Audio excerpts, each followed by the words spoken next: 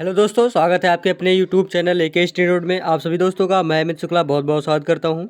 आज की इस वीडियो में हम चर्चा करेंगे दोस्तों बीए सेकेंड ईयर के फोर्थ सेमेस्टर के सभी छात्र छात्राओं के लिए जिनका राजनीति पॉलिटिकल साइंस सब्जेक्ट है।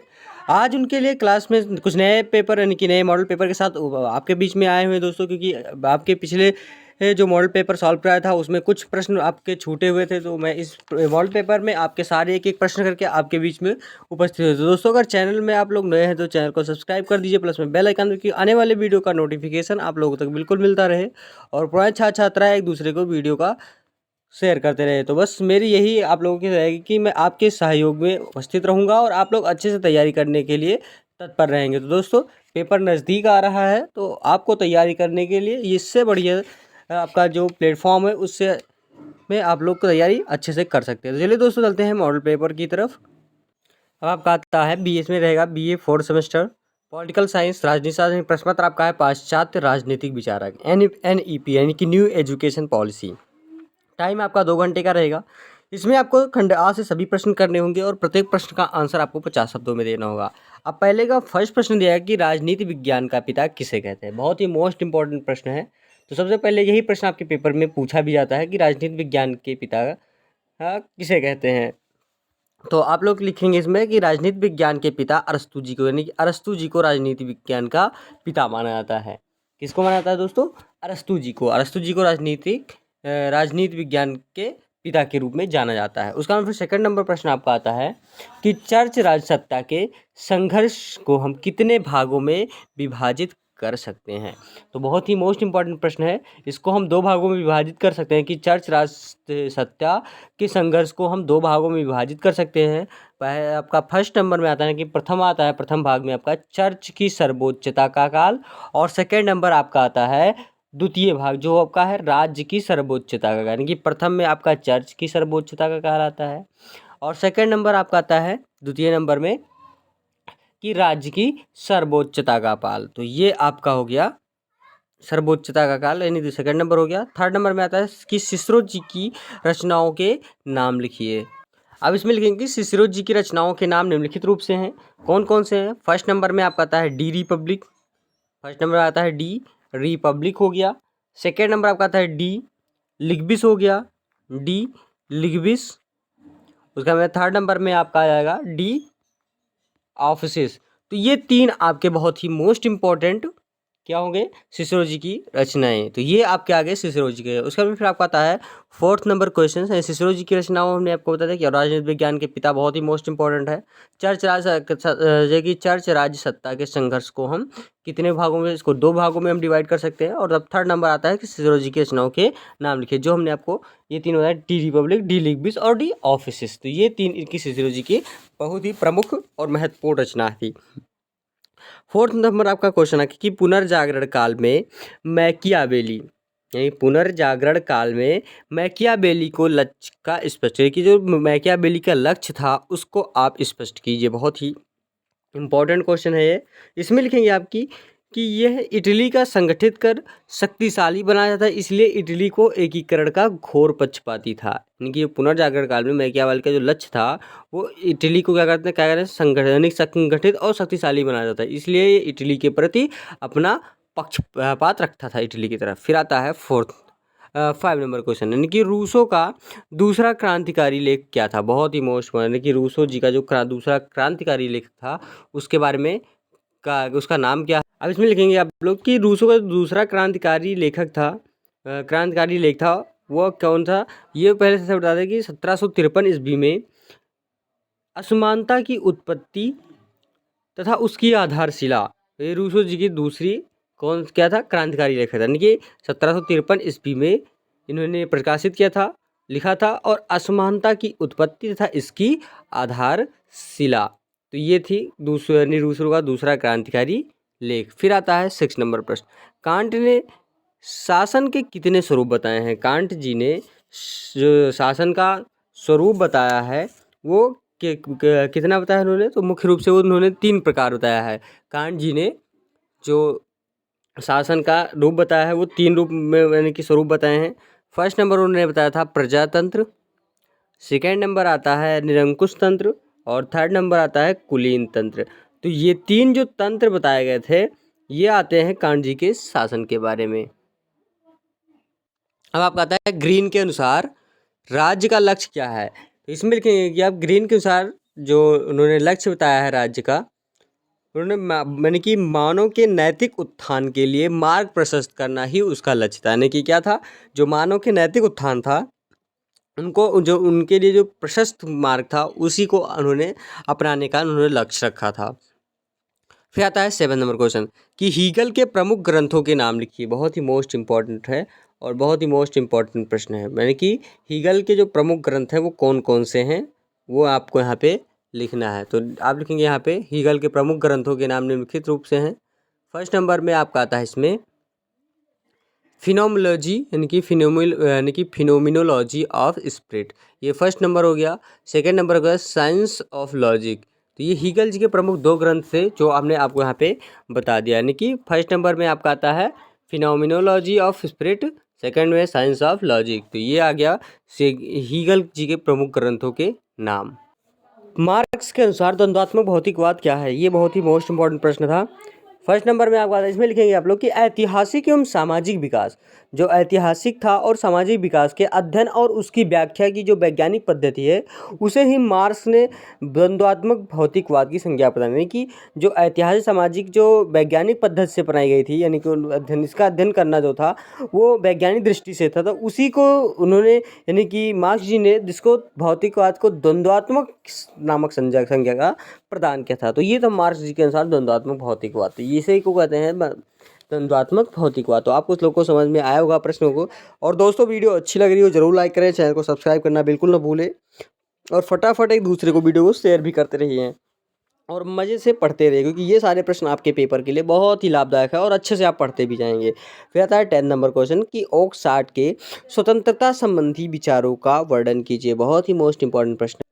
अब आपको पता है ओकसार्ट जी के अनुसार स्वतंत्रता संबंधी विचार, यानी कि ओकसार्ट जी का जो स्वतंत्रता संबंधी विचार है उसके बारे में यहाँ पे आपको लिखना है। तो इसमें लिखेंगे आप लोग कि ओकसार्ट स्वतंत्रता के पुजारी हैं।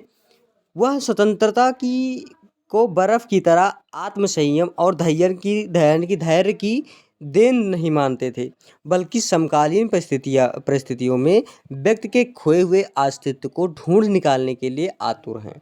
तो ये था ओकसार्ट जी के अनुसार जो स्वतंत्रता संबंधी विचार था, वो इनके बारे में यही था। यानी कि जो ओकसॉट जी थे वो स्वतंत्रता के पुजारी माने जाते थे और ये बर्फ़ की तरह उसे आत्मसंयम में रख के, जैसे पिघलना है कैसे इसको रखेंगे कि पिघले ना, इसी तरीके से उन्होंने स्वतंत्रता संबंधी विचार पे इन्होंने अपना मत दिया है। बहुत ही मोस्ट इम्पॉर्टेंट क्वेश्चन था ये आपके, ये पेपर की दृष्टि से सबसे मोस्ट इम्पॉर्टेंट प्रश्न है दोस्तों।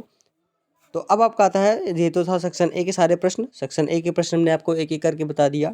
अब आता है खंड बा। इसमें केवल 4 प्रश्न करने हैं और प्रत्येक प्रश्न का आंसर 150 शब्दों में देना है। और अब आपका आता है नेक्स्ट क्वेश्चन। नेक्स्ट क्वेश्चन है आपका सेकेंड नंबर, यानी कि प्लेटो का साम्यवाद सिद्धांत क्या है। बहुत ही मोस्ट इंपॉर्टेंट प्रश्न है दोस्तों। अब आपका आता है प्लेटो के साम्यवाद सिद्धांत। इसमें लिखेंगे आप लोग कि आदर्श राज्य की स्थापना के अपने लक्ष्य को पूर्ति को प्लेटो केवल शिक्षा रूपी एकारात्मक साधन तक नहीं ही सीमित रहना चाहता था, इसके लिए उसने नकारात्मक साधन की भी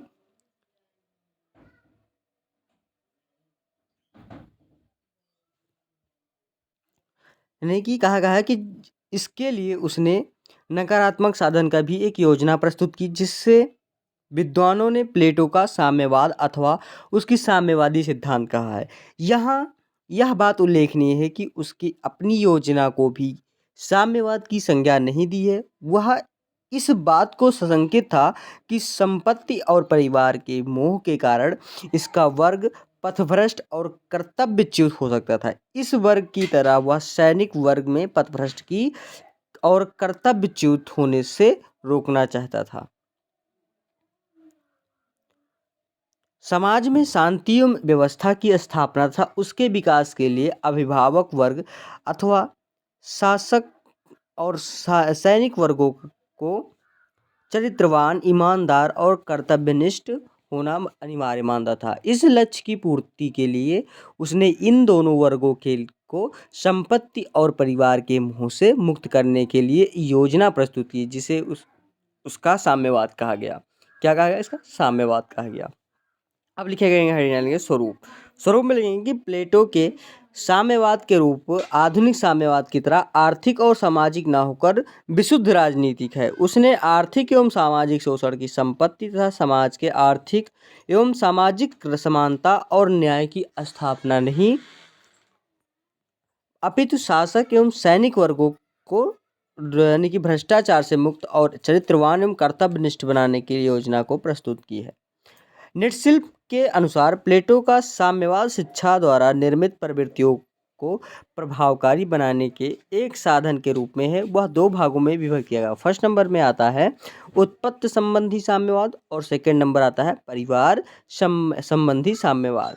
इस साम्यवादी व्यवस्था के अंतर्गत वह अभिभावक वर्ग अर्थात शासक और सैनिक, इस साम्यवादी सिद्धांत के अंतर्गत अभिभावक वर्ग अर्थात शासक का सैनिक वर्गों के लोग की संपत्ति विहीन कर देता है। उसने रिपब्लिक में कहा गया है कि संपत्ति से मुक्त होने पर ही वे राज्य के रक्षक बन सकेंगे जो भूमि भवन और धन का अर्जन करेंगे, तो वे नागरिकों के सहायक होने के बजाय उनके द्वेष और घृणा करने लगेंगे और इस तरह वे राष्ट्र के सर्वनाश का मार्ग प्रशस्त करेंगे।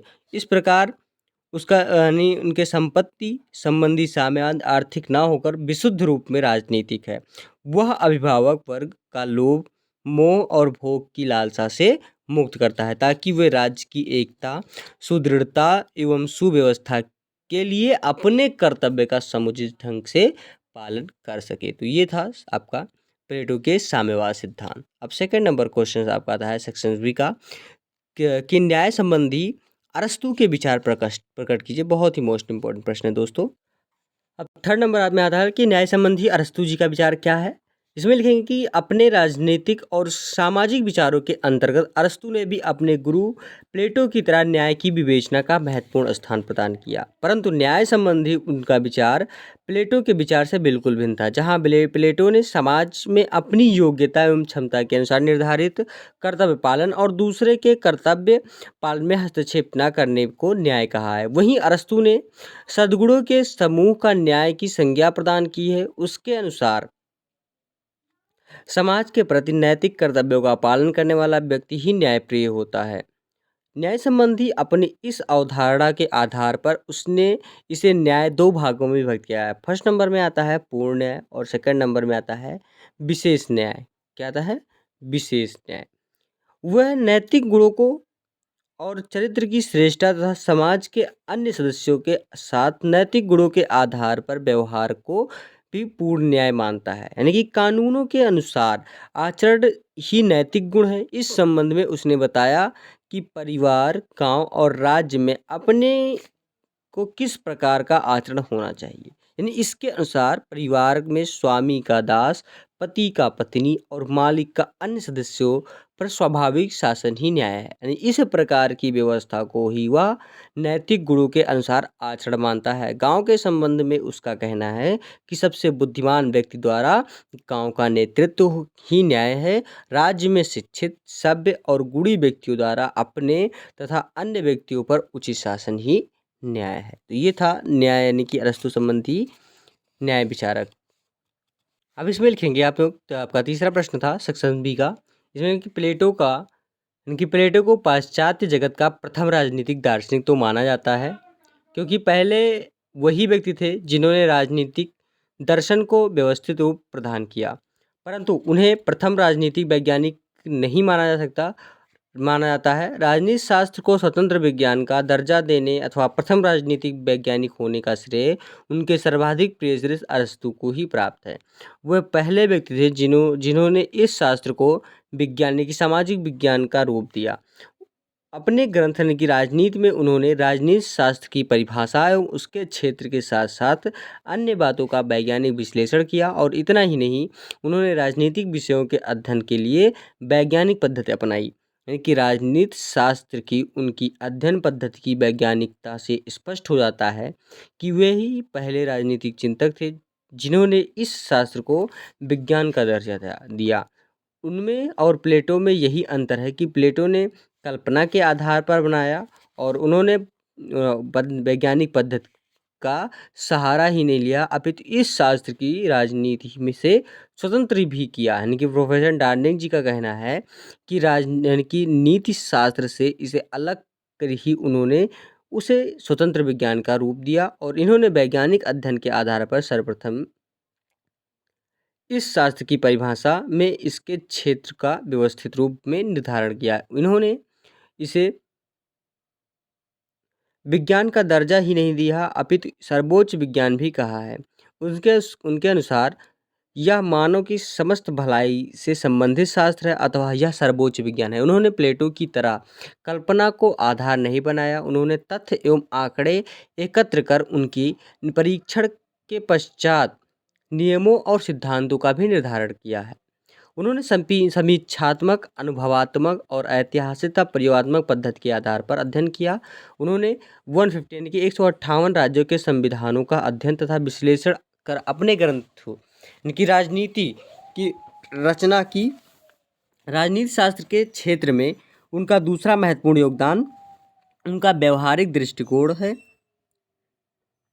इसके कारण ही उन्होंने मध्यम मार्ग को महत्व प्रदान किया और उन्होंने राज्य की उत्पत्ति से उससे संबंधित समस्त बातों का व्यवस्थित रूप से में अध्ययन किया। उन्होंने ही सर्वप्रथम कहा है कि व्यक्ति एक राजनीतिक प्राणी है। उन्होंने सर्वप्रथम सरकार के 3 अंगों यानी कि नीति निर्धारक, प्रशासकीय और न्यायिक का उल्लेख किया है। उन्होंने सर्वप्रथम विधि की सर्वोच्चता के सिद्धांत का प्रतिपादन किया है।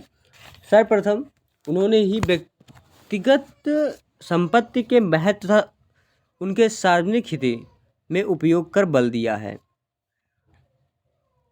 उन्होंने व्यक्ति की स्वतंत्रता और राजसत्ता के बीच समन्वय स्थापित कर राजनीति शास्त्र के क्षेत्र में महत्वपूर्ण योगदान दिया है और राज्य में लोकमत और परंपराओं का महत्व स्वीकार भी किया है। तो ये था 3rd नंबर प्रश्न है कि अरस्तू जी के राजनीति विज्ञान क्यों कहा जाता है। फिर आता है कि सिसरो के राज संबंधी विचारों का उल्लेख कीजिए। सिसरो के जो राज संबंधी विचार हैं उसके बारे में यहाँ पे आपको लिखना है। बहुत ही मोस्ट इम्पॉर्टेंट प्रश्न है ये भी आपका। तो इसमें लिखेंगे आप लोग सिसरो के राज संबंधी विचार। सिसरो जी के राज्य संबंधी विचार, तो इनके राज संबंधी विचार क्या है इसमें लिखेंगे कि सिसरो जी के अनुसार राज्य का निर्माण इसलिए नहीं हुआ कि जन समूह के लोग अपने आप को निर्बल समझते थे, वरन इसलिए हुआ कि अपनी इस स्वाभाविक और सामाजिक प्रवृत्ति के कारण वे साथ साथ रहना चाहते थे। राज्य की उत्पत्ति जनता की स्पष्ट सहमत तथा मानव की समाज निष्ठा के कारण सिसरो ने राज्य को जनता का मामला कहा और इसके ही शब्दों में तब फिर राज्य जनता का मामला है, यानी कि कहा है तब फिर राज्य जनता का मामला है। जनता मनुष्यों के प्रत्येक समूह नहीं होती है जिस ढंग से चाहे संगठन कर लिया जाए। इन मनुष्यों के कारण यानी कि इन मनुष्यों में कानून और अधिकारों के बारे में समझौता होना चाहिए और इनमें यह इच्छा भी होनी चाहिए कि वे एक दूसरे के लाभ के लिए कार्य करते हैं। सिसरो जी के विचारों का विश्लेषण करते हुए शेवाइन जी ने लिखा है कि उनके चिंतन का मूल तत्व है कि न्याय एक अंतर्भूत सद्गुण है और जब तक राज्य नैतिक प्रयोजनों वाला समाज ना हो और नैतिक बंधनों से ना बंधा हो तब वह कुछ नहीं है। यानी उनका कहने का मतलब है कि तब वह कुछ नहीं है। और इस स्थिति में जैसा कि आगे चलकर ऑगस्टाइन जी ने भी कहा है कि वह एक बड़े पैमाने पर खुली ढकेजनी है। नैतिक कानून अनैतिकता का असंभव नहीं है। राज्य भी अत्याचारी हो सकता है और प्रजा पर बलपूर्वक शासन कर सकता है, लेकिन जिस सीमा तक राज्य इस प्रकार की स्थिति पैदा करता है उस सीमा तक वह अपने वास्तविक स्वरूप से वंचित हो जाता है। तो ये था आपका सिसरो जी के राज संबंधी विचार। अब आपका 6 नंबर पर कि ऑस्टिन के संप्रभुता सिद्धांत को स्पष्ट करें। ऑस्टिन के जो संप्रभुता सिद्धांत है उसके बारे में लिखिए। आता है सेक्शन बी का सबसे लास्टवां प्रश्न है, बहुत ही मोस्ट है कि ऑस्टिन के संप्रभुता सिद्धांत को स्पष्ट कीजिए। बहुत ही मोस्ट इंपॉर्टेंट प्रश्न है। इसमें लिखेंगे आप लोग कि ब्रिटेन के अधिवक्ता तथा वकील ऑस्टिन का संप्रभुता संबंधी सिद्धांत आधुनिक काल में सर्वाधिक मान्य है और उसे संप्रभुता का सबसे बड़ा व्याख्याता माना जाता है। हाब्स और बेंथम के विचारों से प्रभावित इस व्यक्ति से न्याय दृष्टिकोण से इसकी व्याख्या की है। उसकी मौलिकता और नवीनता इस बात में मानी जाती है कि हाब्स और बेंथम के विचारों को समन्वित कर अपने सिद्धांत का प्रतिपादन किया है और इस शक्ति के आधार पर वह लोगों से अपनी आज्ञा का पालन कराता है। बेंथम के इसी विचार के आधार पर ऑस्टिन ने संप्रभुता के सिद्धांत का प्रतिपादन किया है। बेंथम के संप्रभुता संबंधी इस सकारात्मक पक्ष में नकारात्मक पक्ष जोड़कर उसने संप्रभुता की अपनी परिभाषा की है और यह बताते हुए है कि लोग संप्रभुता शक्ति की आज्ञा का स्वभावतः पालन करते हैं।